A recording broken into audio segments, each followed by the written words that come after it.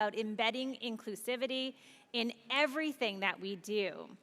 We have to talk now, and we're excited about this session, about the importance of inclusive innovation for our communities, for our companies, and the world. Please join me in welcoming from TD, Executive Vice President and Chief Digital and Payments Officer, Rizwan Khalfan, and Senior Vice President, Sustainability and Corporate Citizenship, Janice Farrell. Big round of applause.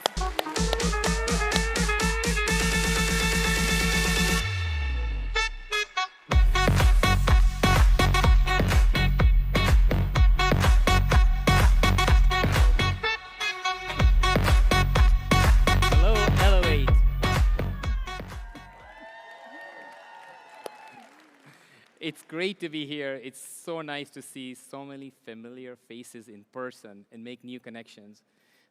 Thank you so much for being here. Janice, how do you feel? Cool. This is super cool being up here together. I kind of feel like we're presenting an Oscar. Oscar. Okay, I didn't see that one coming, but I guess Elevate could be considered the Oscars for innovation and technology in Canada, right?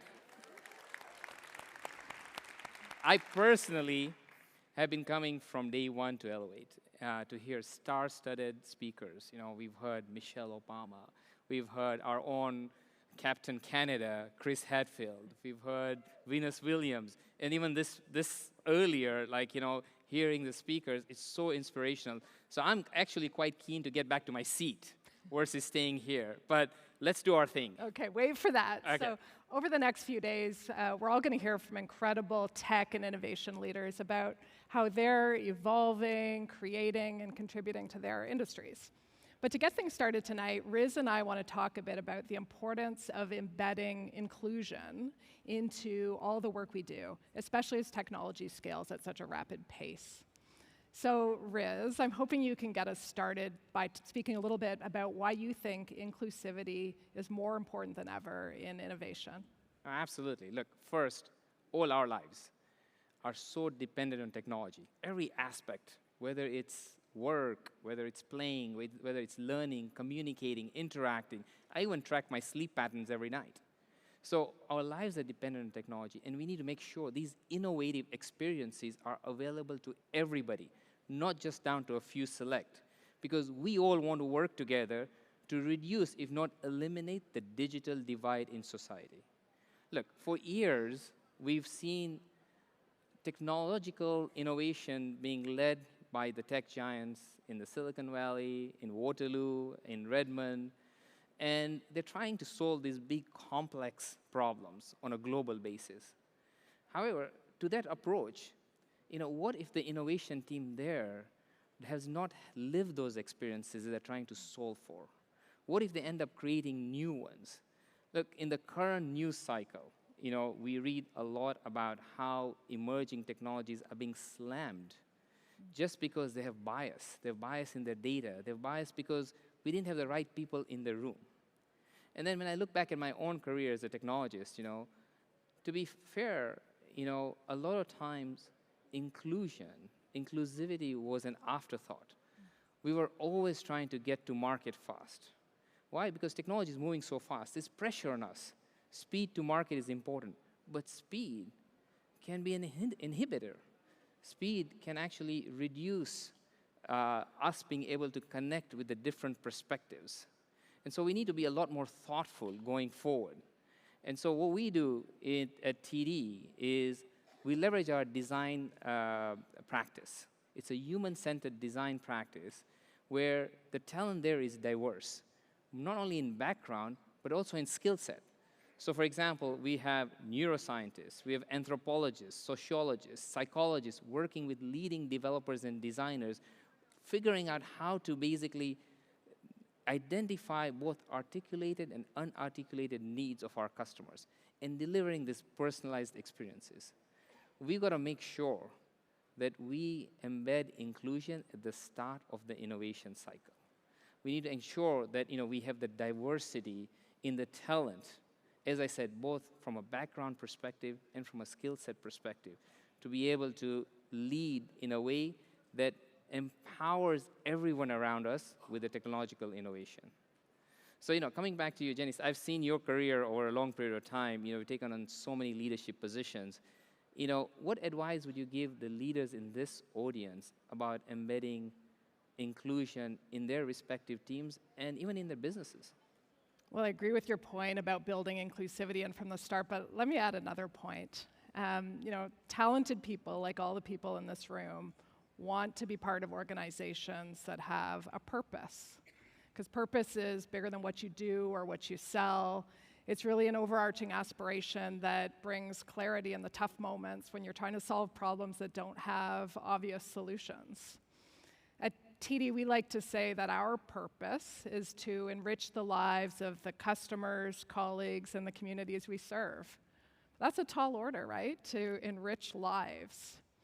But it's massively important that we embed that purpose in all the work we do and that we make it very clear and that we're very sincere. You can't fake purpose.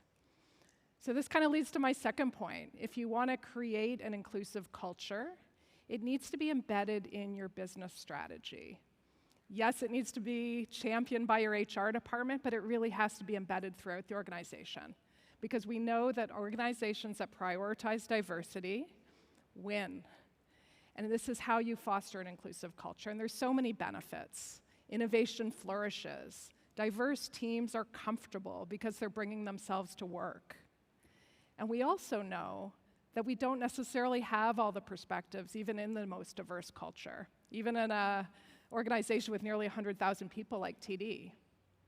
So when you don't have the representation of all the lived experience that you need to consider, sometimes you need to find it elsewhere. It reminds me of a slogan that was adopted by the International Disability Caucus during negotiations around the UN's Convention on the Rights of Persons with Disabilities. The slogan's very simple. It's nothing about us without us. I saw somebody mouthing the words. It's meaningful. So get those perspectives, the lived experiences that you don't have in the room in your own team, and get them in a respectful way. I'll share one example. So our TD Lab, which is our innovation hub in Waterloo, partners with the Tamarack Institute to get perspectives of people who are living paycheck to paycheck or even who are living in poverty. And that helps to make sure that when we're coming up with solutions to help bridge the wealth gap, we're doing it in a meaningful way that really resonates. And let me leave you with one last point on this. We really need to lead with both an open heart and an open mind. And we need to be open to the fact that some of the problems may be of our own creation and recognize the biases we have, the exclusions that we've created, and ask the tough questions all the way along. I love it. I love that slogan you mentioned, nothing about us without us. And technology can be the greatest equalizer if you all bring it together. And it's not about a certain group. Like, it's not about the innovation group to deal with inclusion. It's about all of us coming together across the organization. And I think, to your point, leadership matters. It starts from the top. And so that great points that you made, and I've heard this before, but every time I hear it, it means more to me. So Rizwan, let's leave the group with an example. Can you tell me about one inclusive innovation you've been part of that was particularly meaningful to you? Well, just one. Yeah, I'd like to share many, but I'll share the one that's relevant to this audience. So I'm going to share one that's going to impact all of us here. We're going to do a product launch live. Okay, so going back, in March, we had a pilot of what we called, it was a first of a kind, and we call it the TD Accessibility Adapter. The team out in Kitchener-Waterloo, by the way, we got great talent in the corridor there, under TD Lab, developed TD Accessibility Adapter, which gives control back to the user on their online experience. And so, we went down a path where we piloted across 6,000 colleagues in the US, and they gave us amazing feedback. And what we realized that it's not only for those who require accessibility, it's about personalizing your online experience. It's about taking control over what you want your preferences to be. We got great feedback, great adoption. In June, we were able to then launch it across all our colleagues globally, almost 100,000. Again, constantly figuring out what the feedback was. So as of now, we want to announce the TD Accessibility Adapter is going to be available to all Canadians and all Americans on the Google Chrome store at no cost. This is a, thank you.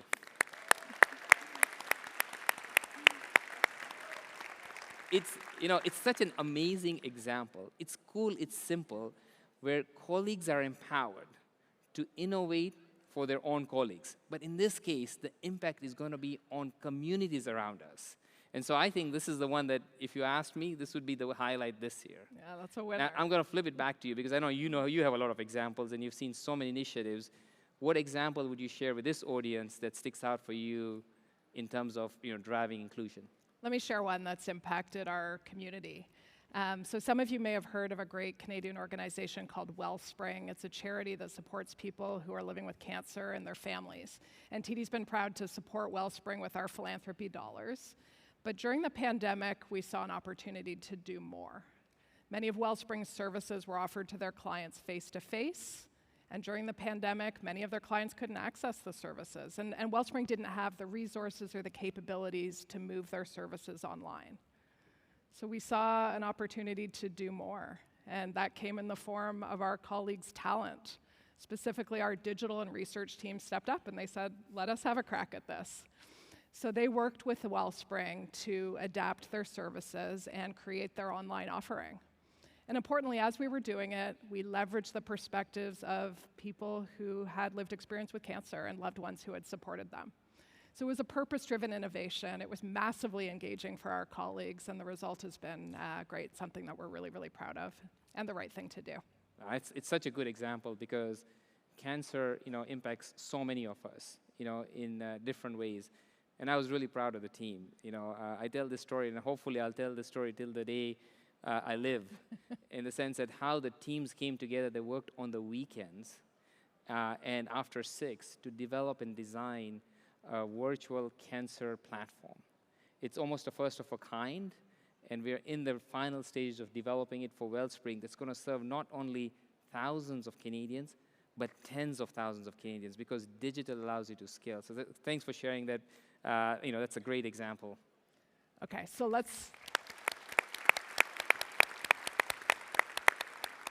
wrap up here, Riz, because I know there's like we're going to get a lot the more hook very great soon, speakers. Yeah. So in conclusion, inclusion should really be at the core of everything we do, everything we build, anything that we create. It contributes to better outcomes that will have a more meaningful impact.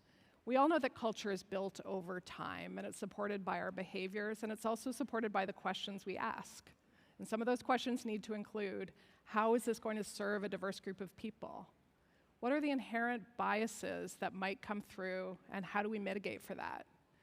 Who are the voices we have in the room, and even more importantly, who are the voices we're missing from the room, and how do we get their perspectives? If we ask these questions from the beginning, our customers and our colleagues will notice. Look, we are here with the top tech minds in Canada. And if there's one thing that you can take away from our presentation here, is that make sure that inclusion embedded in innovation is not an optional exercise. Okay, if you want to supercharge innovation within your organizations, if you want to attract and retain the best of the best talent, so they can have an impact on your organization, but as importantly on the communities around us, then let's all work together to embed inclusion within the innovation cycle at the very start. Thank you so much. Enjoy Elevate.